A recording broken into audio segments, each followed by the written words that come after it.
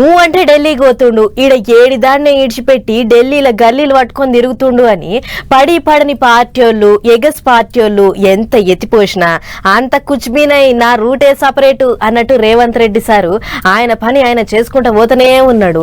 ఈడ చేసేటి పనులు ఆడ చేసుకుంటేనే సందు దొరికినప్పుడల్లా ఢిల్లీకి పోయి సెంటర్ వాళ్ళతోని మాట్లాడుకొస్తున్నాడు సీఎం సారు.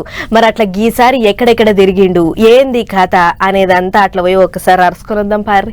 ముంగట సీఎం రేవంత్ రెడ్డి సారు, వెనకంగా కాంగ్రెస్ ఎంపీలు. ఢిల్లీలో బిజీగా తిరుగుతున్నాడు సీఎం రేవంత్ రెడ్డి సారు. కాళ్ళకు గిరికలు కట్టుకున్నట్టే తిరుగుకుంటా పెద్ద పెద్దలను కలుస్తున్నాడు. తొలతనాడు చదువుల మంత్రి ధర్మేంద్ర ప్రధాన్, రోడ్ల మంత్రి నితీష్ గడ్కరీ, గనుల మంత్రి కిషన్ రెడ్డి సార్లను కలిసిన సీఎం సారు రెండో నాడు ఇగింత మందిని కలిసిండు. పూల గుత్తులు చేతిలో పెట్టి రాష్ట్రానికి ఏమేం కావాలనో అడిగిండు. రాష్ట్రానికి రావాల్సినవన్నీ కాగితాల మీద రాసి ఎవరి వాళ్ళకి ఇచ్చొచ్చిండు. ఈడ ఎన్ని అనుకున్నా అడిగి పోయినాక అడగాల్సినవన్నీ అడగాలి కదా మరి. ఇక రెండో నాడు తెలంగాణ ఎంపీలను ఎంబడేసుకుని పార్లమెంట్ కు పోయిండు చక్కగా సీఎం సారు.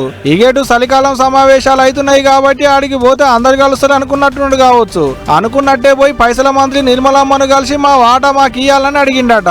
ఇంతకు ముందు ఇస్తామని ఇయ్యకుండా బాగున్న పెండింగ్ బిల్లులు, కొత్తగా కావాల్సిన బిల్లుల ముచ్చట్లన్నీ మాట్లాడిండు అనేది షెయి పార్టీ వాళ్ళు అంటున్న ముచ్చట. ఆడికేంచి చిన్నగా రైళ్ల మంత్రి అశ్విని వైష్ణవ్ సార్ ఆడికి ఈగిట్ట ఒగలన్నట్టే సెంట్రల్ మంత్రులను కలుసుకుంటూ వచ్చిండు మునుం పెట్టి.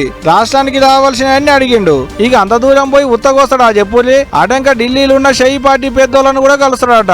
రాష్ట్రంలో మిగిలిన మంత్రి పదవులు ఎవరెవరికి ఇస్తే మంచిగా ఉంటది, నామినేటెడ్ పోస్టులు సంగతి ఏందనేటి అన్ని మాట్లాడతాడట ఢిల్లీ పెద్దోళ్లతోని. గిసువంటి ముచ్చట్లన్నీ ముందటేసుకొని మస్తు బిజీగా తిరుగుతున్నా అనుకో రాదు. మరి చూడాలే రాష్ట్రానికి వచ్చేదెంతో, సీఎం సార్ ఇంత తిప్పలబడి కొత్తగా తెచ్చేదెంతో అనేదిగా.